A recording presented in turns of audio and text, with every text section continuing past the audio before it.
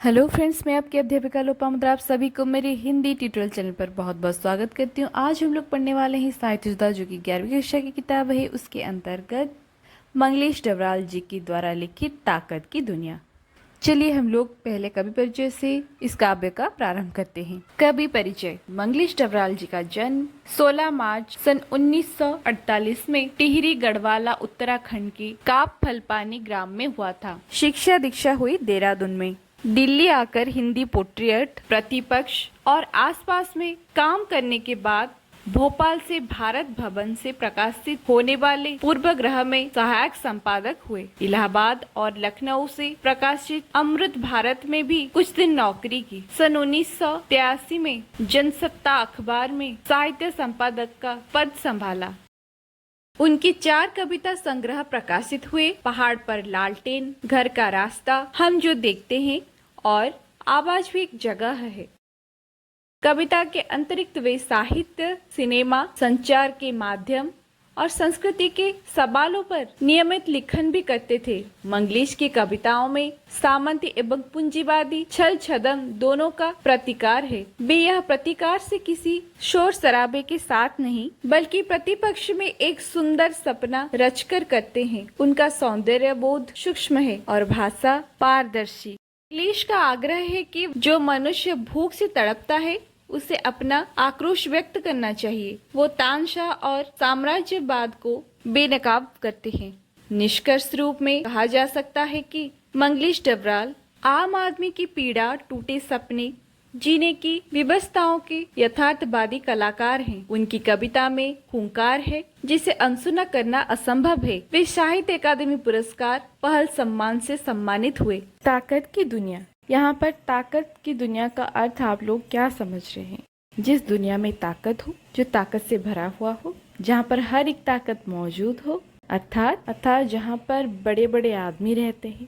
पैसा ही ताकत है, पैसा ही सब कुछ, ऐसा हम लोग मानते हैं। तो ये पैसे वाले अर्थात पूंजीवादियों के बारे में कहा गया है। यहाँ पर ताकत की दुनिया को कभी नकारते हैं, ताकत की दुनिया से कभी रुष्ट हैं, क्रोधित हैं, वो उसे घृणा करते हैं। उस दिखावे को, उस पैसे को वो घृणा करते हैं। यहाँ पर मनुष्य होकर मनुष्यता को अपने अंदर कायम रखने की कवि का उद्देश्य रहा है इस कविता के माध्यम से। इसीलिए उन्होंने ताकत की दुनिया पर क्या कहा है, चलिए पढ़ते हैं। ताकत की दुनिया में जाकर मैं क्या करूँगा, अर्थात ताकत की दुनिया में जाकर के कवि क्या करेंगे। कवि का कहना है कि जो पूंजीवादियों का शहर है, जहाँ पर हर एक चीज़ मौजूद है, सबके पास काफ़ी पैसे होते हैं, सब कुछ वहाँ पर मौजूद होता है, उस जगह पर जाकर के मुझे क्या मिलेगा, मैं जाकर के वहाँ क्या करूँगा, मैं सैकड़ों हजारों जूते चप्पल लेकर क्या करूँगा, मैं उस दिखावे के शहर में जाकर के हजारों जूते चप्पल खरीद के क्या करूँगा। फिर कहते हैं कि मेरे लिए एक जोड़ी जूते ही ठीक से रखना कठिन है, अर्थात एक जोड़ी जूते को पॉलिश करके हर वक्त साफ सुथरा करके ढंग से रखना भी हमारे लिए मुश्किल है। और वहीं पर अपने दिखावे के लिए पैसे को खर्च करके हम पैसे के बल से हजारों जूते खरीद लेते हैं, जिसका कि कोई मूल्य ही नहीं है। तो कभी क्या कहना है कि उस दिखावे के शहर में मैं क्यों जाऊं और हजारों जूते चप्पल में क्यों खरीदूं, जहां पर मेरे पास एक जोड़ी जूता तक ढंग से रखने का समय ही नहीं है। फिर कहते हैं हजारों लाखों कपड़ों, मोजों, दस्तानों का मैं क्या करूँगा, उन्हें पहनने का हिसाब रखना असंभव ही होगा। उसी तरह कभी कहते हैं कि हजारों लाखों कपड़ों का मैं क्या करूँगा।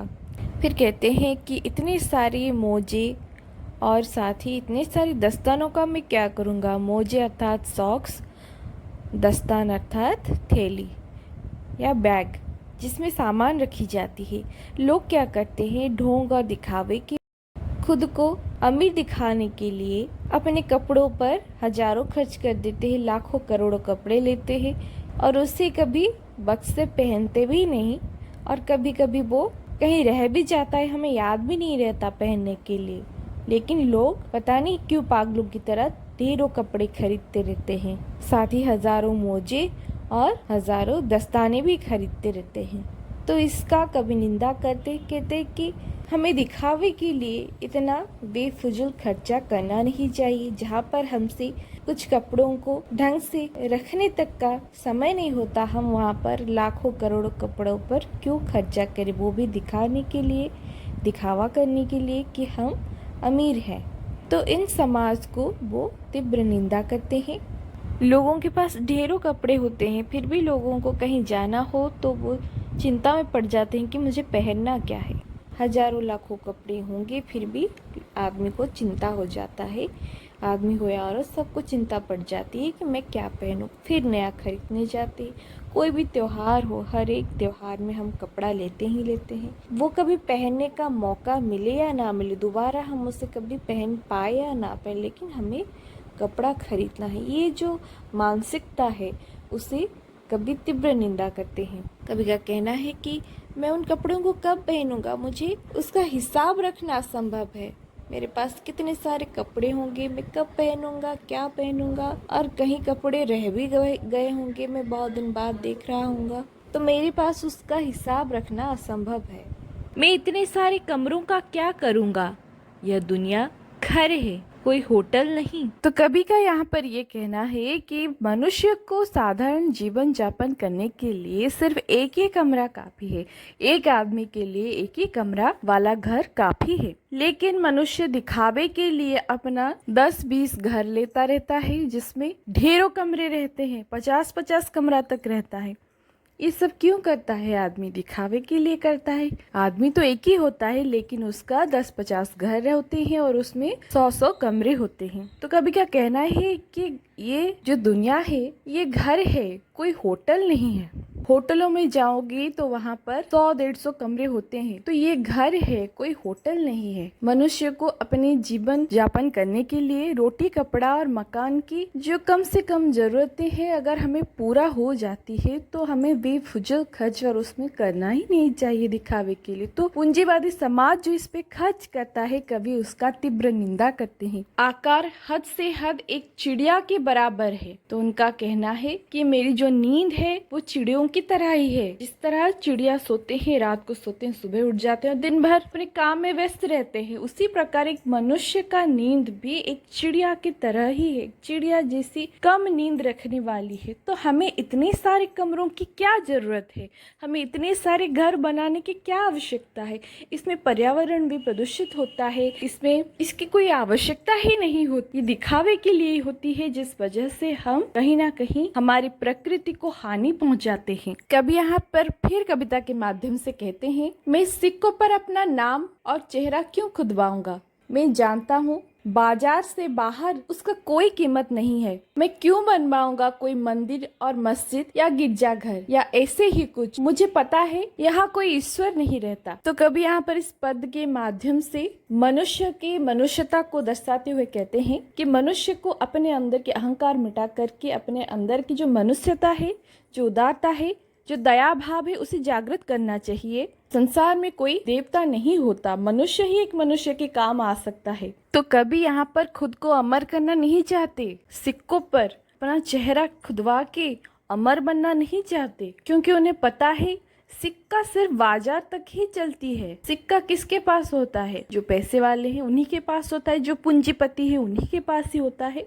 और बाजार किसके लिए है? जो पूंजीवादियों का इलाका है उन्हीं के लिए है, क्योंकि उनके पास पैसा होता है। लेकिन जिसके पास बड़ा दिल है, के पास कोई सिक्कों का कोई मोल नहीं है। अगर कोई दयालु व्यक्ति है, वो बिना पैसों का ही कोई चीज जिसको आवश्यकता है, जो किसी आवश्यकता से किसी काम में हमारे पास आता है, वो दे देता है बिना पैसों का। कभी का कहना है कि सिक्कों पर मैं अपना चेहरा खुदवा करके अमर बनना नहीं चाहता, क्योंकि इसका काम सिर्फ बाजार तक ही है। बाजार के बाद अगर हमें भूख लगे कहीं पर, क्या हम सिक्का खा करके अपना पेट भर सकते हैं? नहीं भर सकते। केक का मूल्य केवल बाजार तक ही है, बाजार से बाहर नहीं है। तो इसीलिए बाजार तक जो चीजें जरूरत हो और उसके बाद काम में ना आए, तो उस चीज पर वो अपना चेहरा खुदवाना नहीं चाहते, अर्थात वो ये शानो शौकत की जिंदगी नहीं चाहते। जिस प्रकार बड़े बड़े राजा महाराजा या कोई पूंजीवादी व्यक्ति जिस तरह दौड़ लगाते हैं कि कोई सिक्के पर हमारा चेहरा खुदवा जाए, उस दौड़ में कभी आना नहीं चाहते। वो किसी गरीबों का सहायता करके बस उतना ही चाहते हैं कि मैं किसी गरीब का सहायता करूं, चाहे मुझे दुनिया याद रखे या ना रखे, लेकिन मैं दूसरों को सहायता करता ही रहूं, दिखावे के लिए मैं कुछ ना करूं। तो यहाँ पर कवि फिर कहते हैं, मनुष्य अपने को अमर करने के लिए क्या बनाता है? मंदिर, गिरजाघर, मस्जिद, ये सब बनाता है क्योंकि वो खुद अमर हो सके, लोग उसे युगों युगों तक याद रख सके। अगर इसमें मनुष्य अपना पैसा बर्बाद ना करके गरीबों का कुछ भला कर दे, चाहे लोग उसे याद रखे या ना रखे, और वो हमेशा के लिए लोगों के दिल में बस जाएगा। मंदिर और गिरजाघर में कोई भगवान नहीं है। कवि का यहाँ पर कहना है कि मंदिर, मस्जिद और गिरजाघर में कभी भगवान नहीं रहता, लेकिन हमारी सरकार भी उसी पर आजकल पैसा खर्च कर रही है जिसका कि कोई मूल्य नहीं है। एक कवि का दृष्टिकोण कविता के प्रति निरपेक्ष रहना चाहिए। यहाँ पर कवि निरपेक्ष दृष्टि के साथ इस कविता को लिख रहे हैं। एक कवि किसी भी धर्म के अंतर्भुक्त नहीं रहता, ना ही वो धन के झांसे में पड़ता है।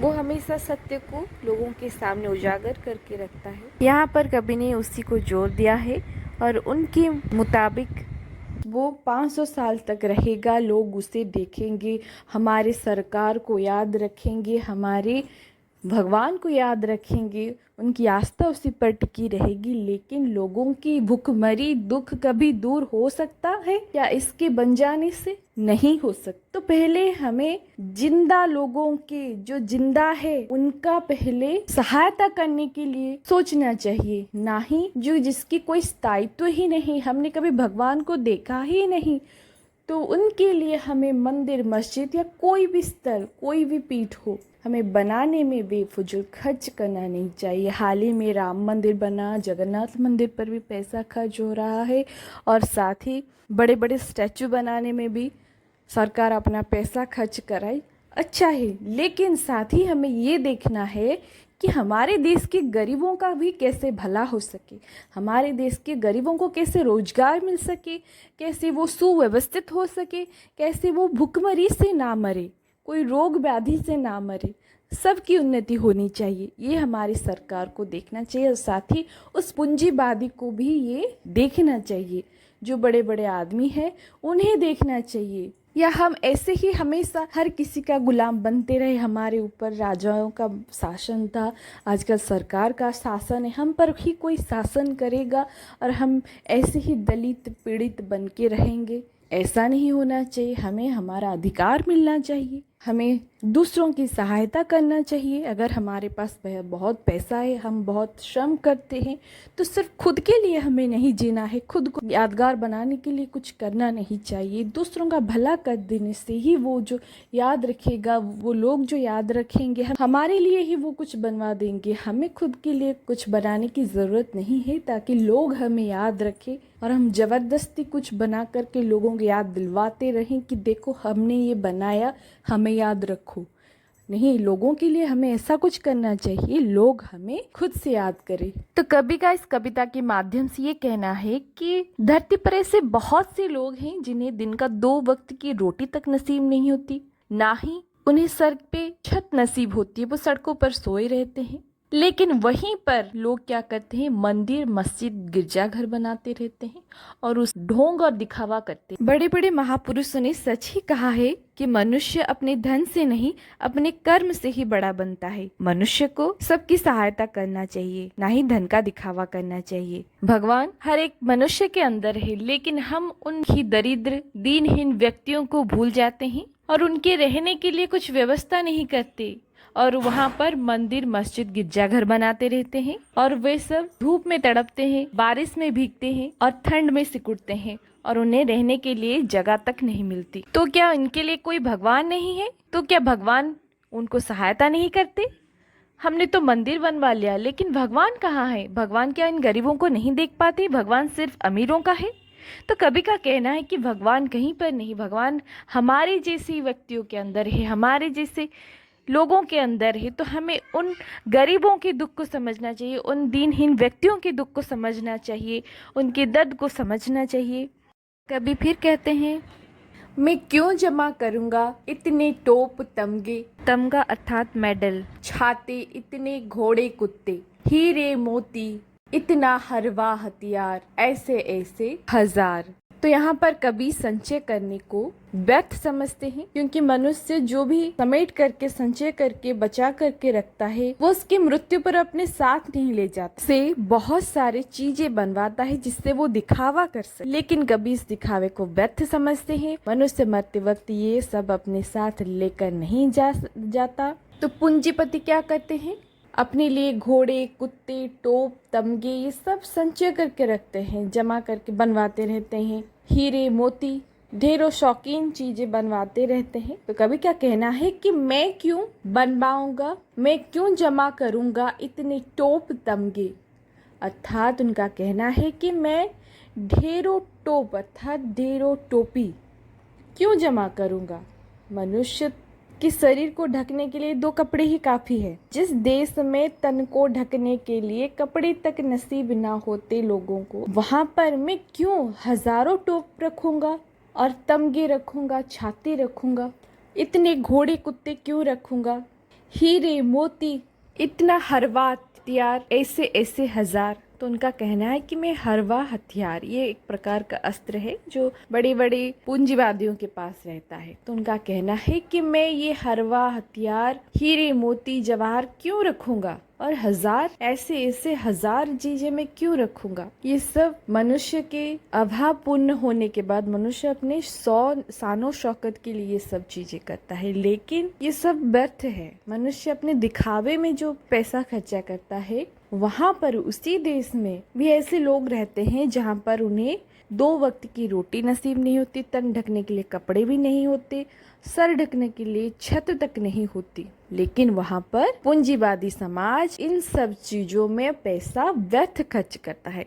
वो मरते समय अपने साथ ये हीरे जवाहर लेकर नहीं जाएगा, ये टोप तमगे ये सब लेकर के नहीं जाएगा, वे सब यहीं पे रह जाएंगे, लेकिन वो व्यर्थ का ये सब बनवाता है। आदमी मरते वक्त सिर्फ अपना नाम कमा करके जाएगा, जब वो लोगों को सहायता करेगा, दूसरों के प्रति वो अच्छा व्यवहार करेगा, तो वो जो नाम कमाएगा वो मरते वक्त वही साथ लेकर जाएगा। लेकिन पूंजीवादी समाज सिर्फ अपने स्वार्थ के लिए ही काम करता है, वो अपने स्वार्थ को ही पहले देखता है। वो भूल जाता है कि वो मनुष्य है, इस धरती में रहने वाला एक प्रकार प्राणी है, वो ये भूल जाता है। वो एक प्रकार की जीव है, उसका जन्म है तो मृत्यु भी सुनिश्चित है।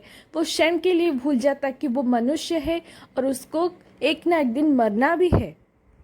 तो फिर कभी कहते हैं, मैं क्यों रहने जाऊंगा चांद पर, वह मुझे धरती से ही दिखाई देती है बहुत सुंदर। तो यहाँ पर कभी पूंजीवादी समाज के लिए ये कहा है कि मैं क्यों रहने जाऊंगा चांद पर। तो यहाँ पर वो अपने औकात में रहने के लिए आदमी को बोल रहे हैं कि हर मनुष्य को अपने एक दायरे में रहना चाहिए, अपने औकात में रहना चाहिए।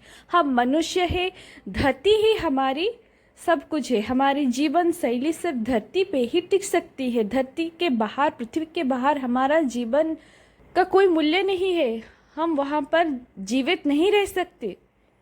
तो मेरे लिए पृथ्वी ही काफ़ी है, मैं क्यों चांद पर रहने जाऊं, मैं क्यों चांद पर ज़मीन खरीदने जाऊं। लोग चांद पर ज़मीन खरीदते हैं, क्यों? चांद पर वो बिना ऑक्सीजन के रह सकते हैं क्या? नहीं रह सकते। कोई भी मनुष्य जो कि पृथ्वी पर, कोई भी जीव, कोई भी प्राणी, कोई भी पेड़ पौधे चांद पर नहीं जीवित रह सकते।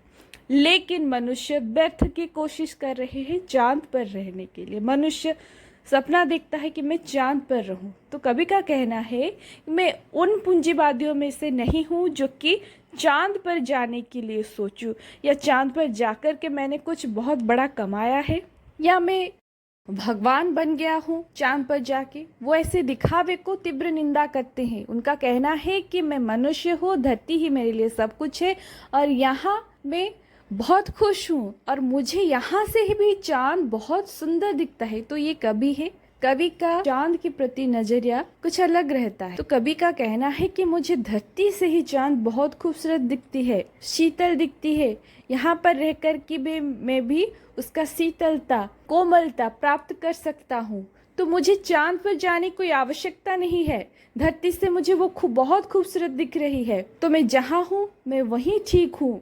मुझे अपनी सीमा से बाहर जाने की कोई आवश्यकता नहीं है। धरती से ही मुझे वो बहुत खूबसूरत दिखती है। धरती से रह कर के भी मैं उसकी खूबसूरतता को महसूस कर पाता हूँ। वो प्रेम का प्रतीक है। कोई उसे कभी मामा कहता है, कोई उसे खूबसूरत का प्रतीक मानता है। तो मैं वहाँ पर जाकर के कोई महानता दिखाऊं, ये मेरी इच्छा नहीं है। मुझे वो बहुत कोमल और सुंदर दिखता है, यही मेरे लिए काफ़ी है। तो फिर कवि कहते हैं, तीनों डग में ही मैं क्यों नाप लूँगा 3 लोग, भेजूँगा पाताल।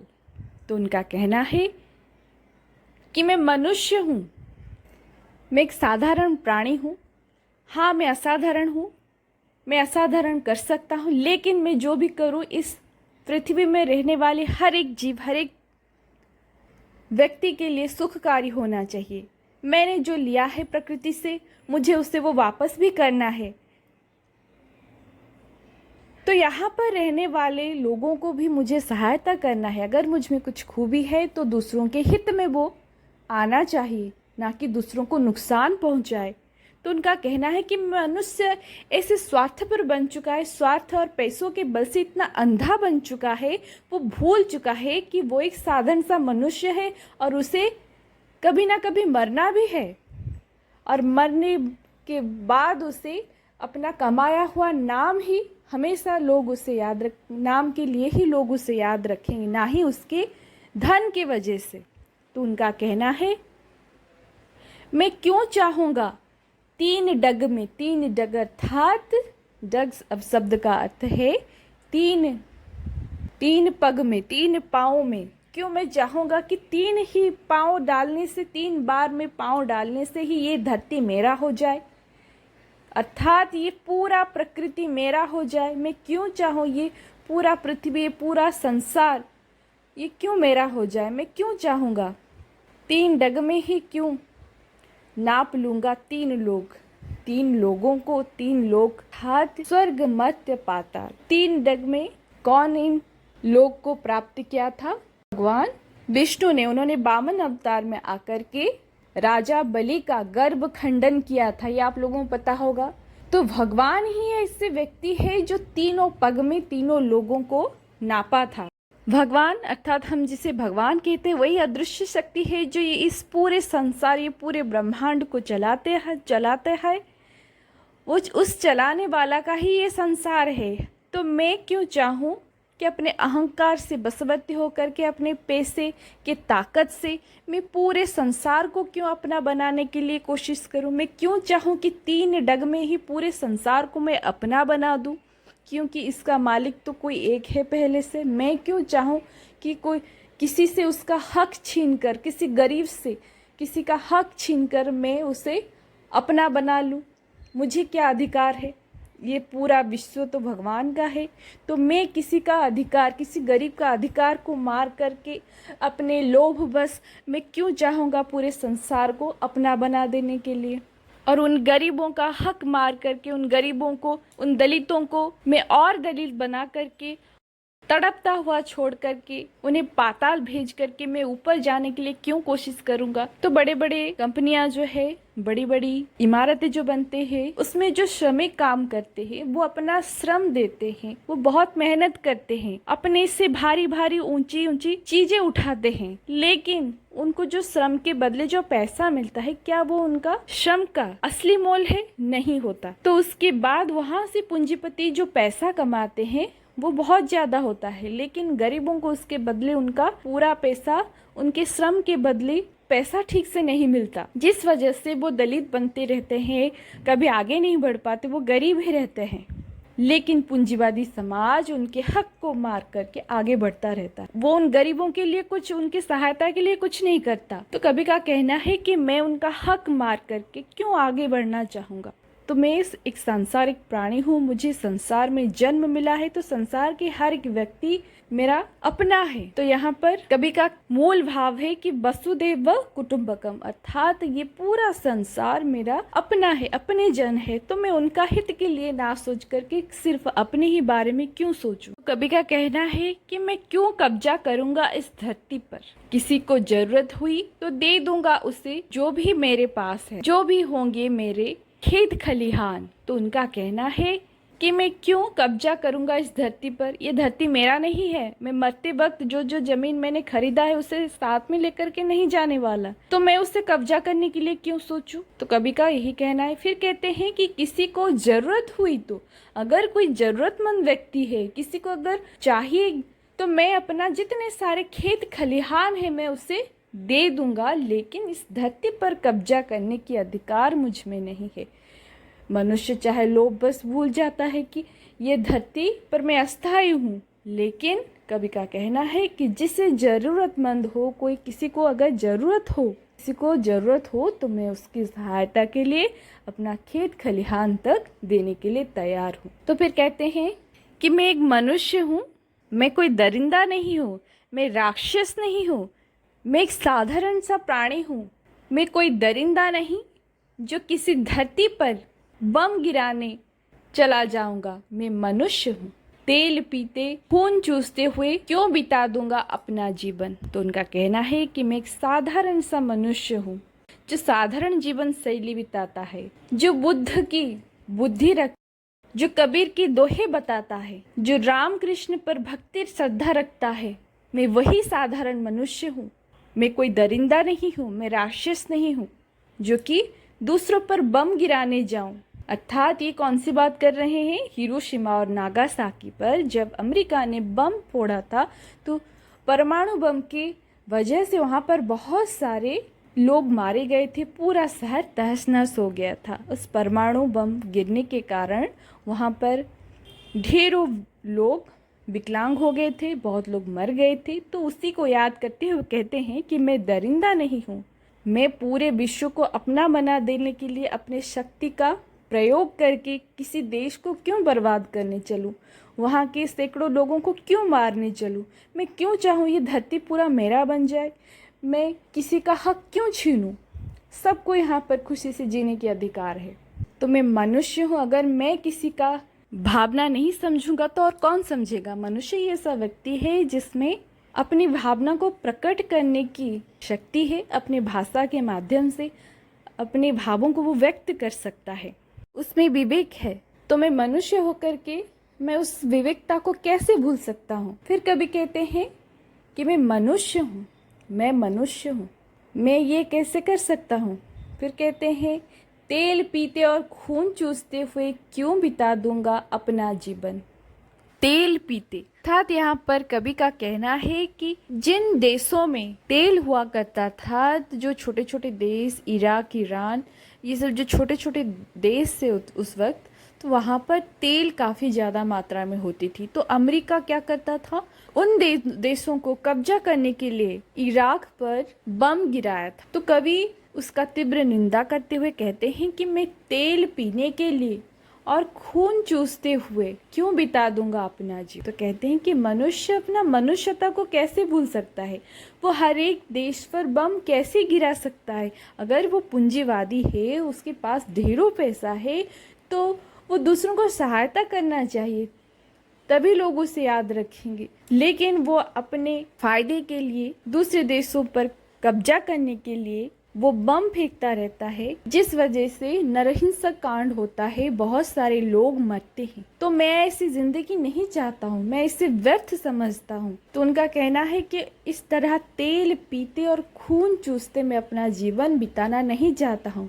मैं मनुष्य हूँ, मुझ में मनुष्यता है, मैं एक साधारण सा जीवन जीना चाहता हूँ, मुझे पूंजीवादी बनने की कोई ज़रूरत नहीं है, मैं उस समाज को घृणा करता हूँ। तो कभी यहाँ पर मानववाद का प्रचार किया है, मनुष्य के अंदर मनुष्यता भरने के लिए कविता लिखा है। और दूसरे जो बड़े बड़े देश है, जो शहर है, जो बड़े बड़े लोग जहाँ पर रहते हैं, जो पूंजीशाली देश है, जिनके पास ढेरों पैसे हैं, पूंजीपति जो पैसे वाले हो, उन समाज को वो दूसरों की सहायता करने की आशा रखते हैं, वो ना कि वो दूसरों पर हमला करे, उन देशों पर कब्जा के लिए और दिखावे के लिए। तो कवि का इस कविता के माध्यम में यही मकसद रहा है।